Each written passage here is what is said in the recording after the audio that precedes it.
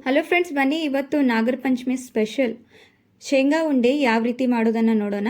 ನಾನು ಎರಡು ರೀತಿ ಶೇಂಗಾ ಉಂಡೆ ಮಾಡಿದ್ದೀನಿ. ಒಂದು ಪಾಕ ತೆಗೆದಿದ್ದು, ಒಂದು ಪಾಕ ತೆಗೆದೇ ಇರೋದು. ನೋಡಿ, ಇಲ್ಲಿ ಮೊದಲಿಗೆ ಪಾಕ ತೆಗೆದು ಯಾವ ರೀತಿ ಶೇಂಗಾ ಉಂಡೆ ಮಾಡ್ತಾರೆ ಅಂತ ಹೇಳಿ ತೋರಿಸ್ತೀನಿ. ಇಲ್ಲಿ ನಾನು 1/4 ಕಿಲೋ ಶೇಂಗಾ ತೊಗೊಂಡಿದ್ದೀನಿ. ಹುರಿದಿಟ್ಟಿರುವಂತಹ ಎಳ್ಳು, ಕಸಕಸೆ, ಇಲ್ಲಿ ಸೋಂಪಿನ ಪೌಡ್ರು, ಆಮೇಲೆ ಕುಟ್ಟಿಟ್ಟಿರುವಂಥ ಏಲಕ್ಕಿ, ಕೊಬ್ಬರಿ, ಒಣ ಕೊಬ್ಬರಿ ಮತ್ತು ಒಂದು ಬಟ್ಲು ಬೆಲ್ಲ. ಮೊದಲಿಗೆ ಶೇಂಗಾನ ರಫ್ಲಿ ಗ್ರೈಂಡ್ ಮಾಡೋಣ. ಸ್ವಲ್ಪ ತರಿಯಾಗಿರಲಿ ಫ್ರೆಂಡ್ಸ್ ಇದು ಶೇಂಗಾ.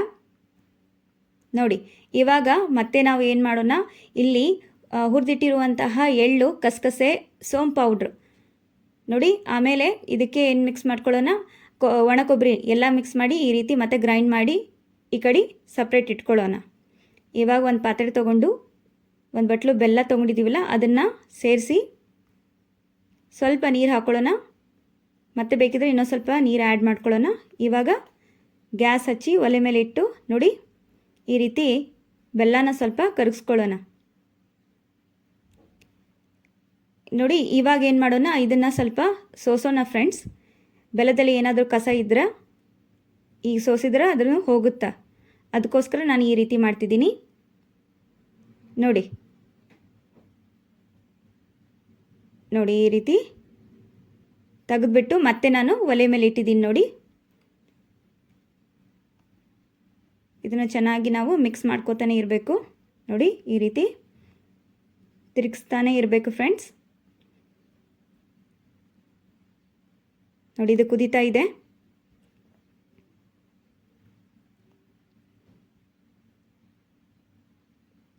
ನೋಡಿ, ಇದು ಈ ರೀತಿ ಆಗ್ತಿದೆ. ನೋಡಿ, ಇವಾಗ ಸ್ವಲ್ಪ ಪಾಕ ಆಗ್ತಾ ಇದೆ. ನೋಡಿ, ಇವಾಗ ಒಂದೆಳೆ ಪಾಕ ಬಂದರೆ ಸಾಕು. ಇನ್ ಕೇಸ್ ನೀವು ಪಾಕ ಆಗಿದೆ ಇಲ್ಲ ಅಂತ ನೋಡಲಿಕ್ಕೆ ಒಂದು ಬಟ್ಲದಲ್ಲಿ ಸ್ವಲ್ಪ ನೀರು ಹಾಕಿ ಈ ಪಾಕ ಮಾಡಿರೋದನ್ನು ಹಾಕಿ ನೋಡಿ. ಸ್ವಲ್ಪ ಗಟ್ಟಿಯಾಗಿ ಬಂತಂದರೆ ಅದು ಪಾಕ ಆಗಿದೆ ಅಂತ ಅರ್ಥ. ನೋಡಿ, ಅಲ್ಲಿ ನಾ ಒಣ ಕೊಬ್ಬರಿ ಮಿಕ್ಸ್ ಮಾಡಿ ಗ್ರೈಂಡ್ ಮಾಡಿದೆ. ಇನ್ನೂ ಸ್ವಲ್ಪ ನಾ ಒಣ ಕೊಬ್ಬರಿ ಇಲ್ಲಿ ಆ್ಯಡ್ ಮಾಡ್ತಿದ್ದೀನಿ. ನೋಡಿ, ಶೇಂಗಾ ಹಾಕಿಬಿಟ್ಟು ಒಂದು ಪಾತ್ರೆಯಲ್ಲಿ ಇಲ್ಲಿ ಏನು ಮಾಡ್ತಿದ್ದೀನಿ ನೋಡಿ, ಪಾಕನ ಮಿಕ್ಸ್ ಮಾಡ್ಕೋತಿದ್ದೀನಿ ಫ್ರೆಂಡ್ಸ್. ಸ್ವಲ್ಪ ಇದು ಬಿಸಿ ಇರುತ್ತೆ, ಅದಕ್ಕೆ ನೋಡ್ಕೊಂಡ್ಬಿಟ್ಟು ನೀವು ಉಂಡೆನ ಕಟ್ಟಬೇಕು. ನೋಡಿ, ಈ ರೀತಿ ನಾನು ಉಂಡೆ ಕಟ್ತಿದ್ದೀನಿ. ನೋಡಿ,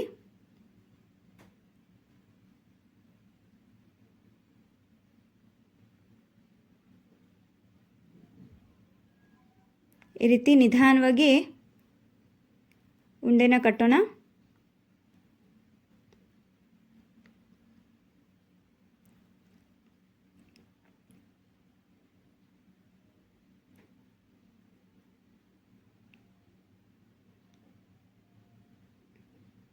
ನೋಡಿ ಫ್ರೆಂಡ್ಸ್, ನಿಮಗೆ ಯಾವ ಸೈಜ್ ಬೇಕೋ ಆ ಸೈಜ್ನಲ್ಲಿ ಉಂಡೆನ ಕಟ್ಕೊಳ್ಳಿ.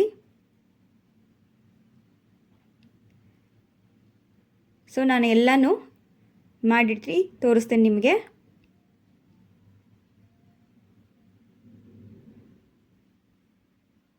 ನೋಡಿ ಫ್ರೆಂಡ್ಸ್, ಇದಾಗಿದೆ.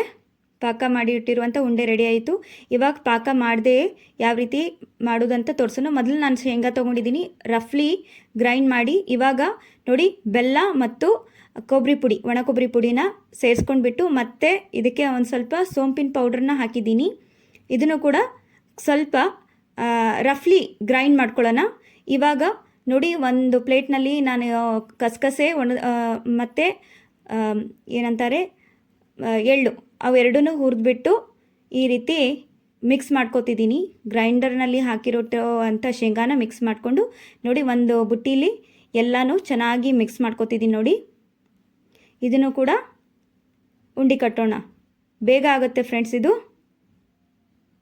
ಇದಕ್ಕೇನು ಟೈಮ್ ಜಾಸ್ತಿ ಹಿಡಿಯೋದಿಲ್ಲ. ಪಾಕ ಮಾಡೋದಕ್ಕೆ ಸ್ವಲ್ಪ ಟೈಮ್ ಹಿಡಿಯುತ್ತೆ, ಆದರೆ ಪಾಕ ಮಾಡ್ದೇ ಕಟ್ತೇವಲ್ಲ ಉಂಡೆ, ಇದು ಬೇಗ ಆಗುತ್ತೆ.